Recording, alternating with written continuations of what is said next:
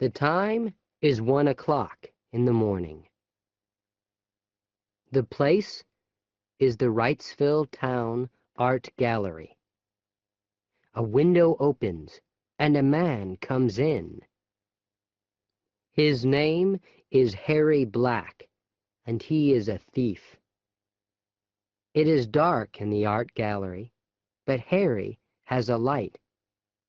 He looks across the room at a painting. "There it is," he says. Harry moves quickly across the room. He stands and looks at the painting. $1 million for this, he thinks. I don't understand it. But he takes a knife from his coat.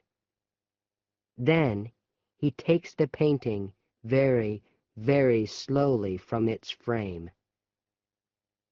Harry goes back across the room to the window, but he walks into a table. There is a beautiful blue glass vase on the table.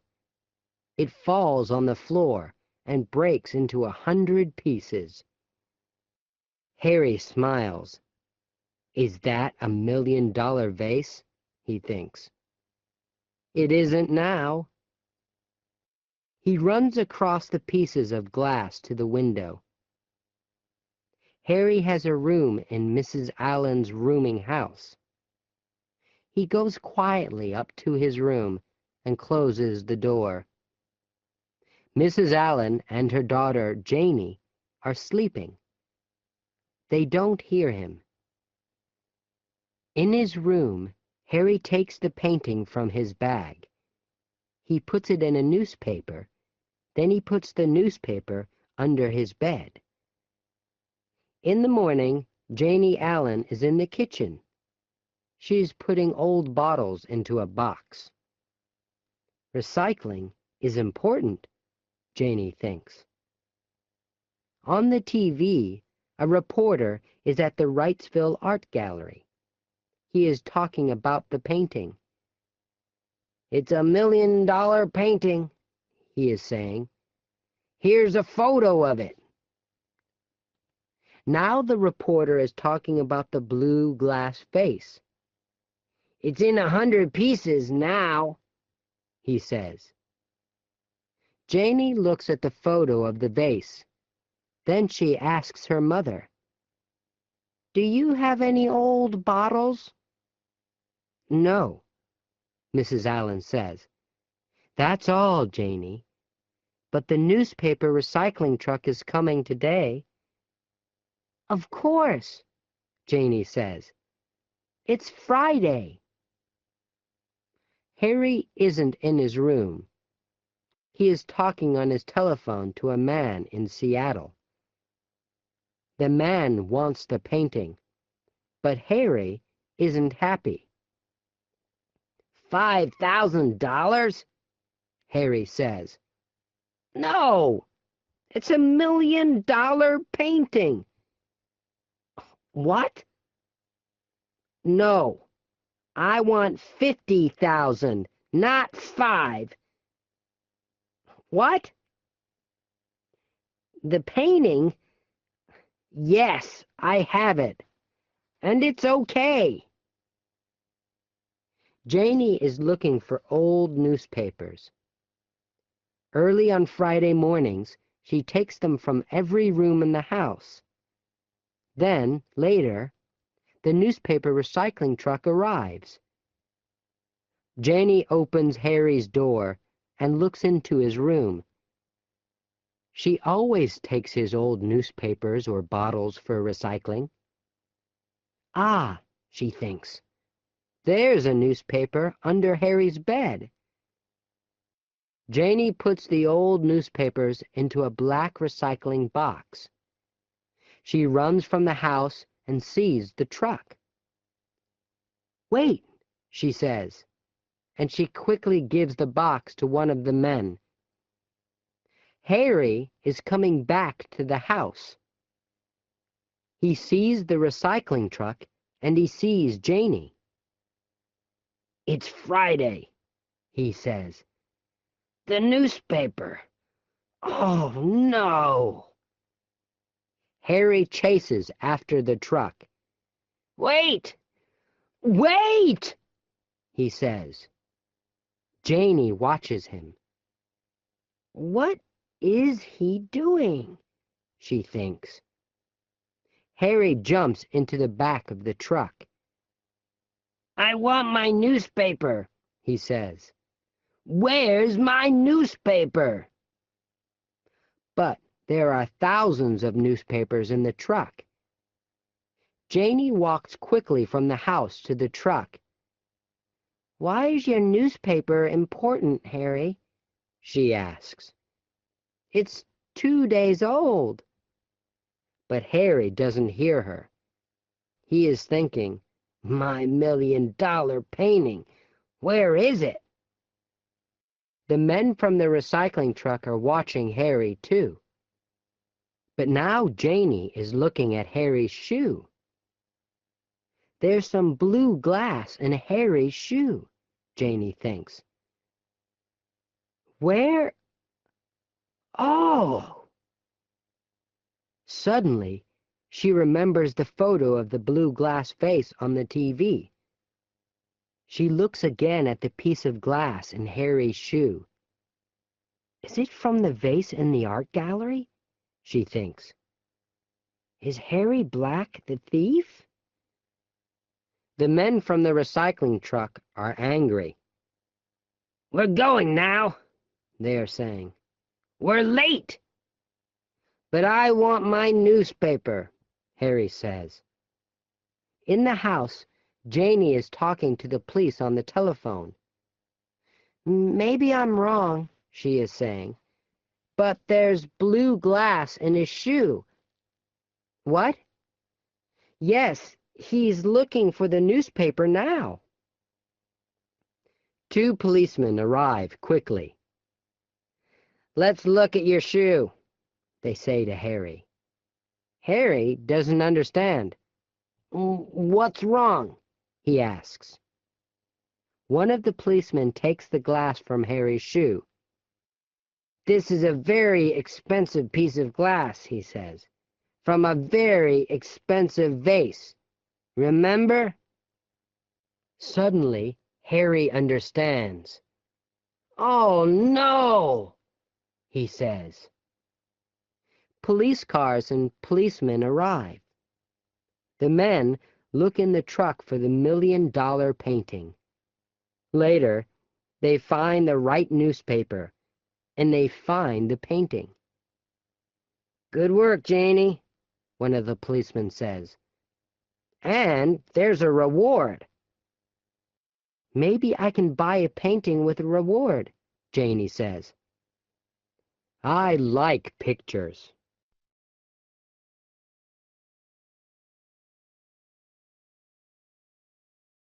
A long time ago, an old man lived in a small village in the mountains, in the middle of China. He had a son that he loved very much, but this son was a student in a city very far from his father's village. And so the old man lived and worked alone. Every day he worked for long hours on his farm. There was always a lot to do there. He was a kind, friendly man, and all the people in the village liked him. They knew that the old farmer needed the help of his son, a strong young man who was not afraid of hard work. But the old farmer never complained. The villagers often came over to the old man's house and told him how sorry they were that his son was not there to help him. When will your son come back home? It's bad luck for you to live alone, so far away from your only son, they said. But the old farmer always replied in the same words. Bad luck or good luck? Who knows? One day, the old man's son came back to the village. The people in the village were very happy for the old man, and they all came to his house. Oh, isn't this good news? Now that your son has come back, your house will be full of good luck again, they said. But the old farmer only smiled and replied, Good luck or bad luck? Who knows? People knew that the farmer was a man who used few words. They didn't ask him what he meant when he said things like this. Life was hard in the village, and nearly everybody there was poor. But the old farmer and his son were not as poor as some others. They had a horse, and on a farm a horse can do the work of 4 men. But one morning, the farmer's son left the stable door open, and the horse ran away. The son felt terrible. What have I done? Work on the farm without a horse will be really hard. What will we do now? He asked his father. And the people of the village again felt sorry for the old farmer and his son. This is very bad luck, they all said. But again, the old farmer smiled quietly. He didn't look worried about the horse. Bad luck or good luck? Who knows? He said. That afternoon, some people in the village thought that they saw the old man's horse running across the hills near the farm. So that evening, the son went to look for it. After a few hours, he found their horse quietly eating grass next to a wild horse. The son was able to bring both horses back to his father's farm. When the people of the village heard this news, they were very happy for the farmer. Oh, such good news. First, you had 1 horse. Then you had no horse. Now you have 2 horses. They shouted happily. Your good luck has come back again. But the old farmer just smiled his quiet smile and said, Good luck or bad luck? Who knows? The son liked the new horse very much, and he decided to tame it. Be careful, son. You've lived in the city for many years. You don't know very much about taming wild horses, said the old farmer worriedly. Don't worry, Father. I know what I'm doing, replied the son. When I've tamed this horse, we'll have 2 horses to help us on the farm, and life will be better. But the next day, the old man's son fell from the wild horse's back to the ground and broke his leg. Now this was a big problem. A man with a bad leg needs to eat, but cannot work. Once again, the people of the village came to the farmer's house to say how sorry they were. First, your son was in the city, and there was no one to help you. Then your son came back to help you. Now your son has broken his leg, and you must help him. Your bad luck has come back, they said. Once again, the father smiled quietly and replied, Bad luck or good luck? Who knows? Some of the villagers were surprised to hear this. Where was the good luck in breaking your leg? At that time in China, there was a long and terrible war between the east and west of the country. Every week, Hundreds of young men died in this war. One day, some soldiers arrived in the village. They were looking for more men to fight with them. All the young men in the village had to become soldiers in the army and leave for the war. Their families cried when they said goodbye. They knew that many of these young men would be dead in a few days. But the soldiers left the old farmer's son behind. What good to an army was a soldier with a bad leg? Now the villagers understood the old farmer's words. They went to see him.